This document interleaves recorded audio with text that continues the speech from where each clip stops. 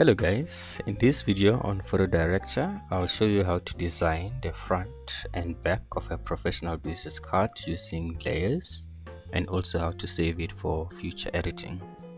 Yeah, let's get started.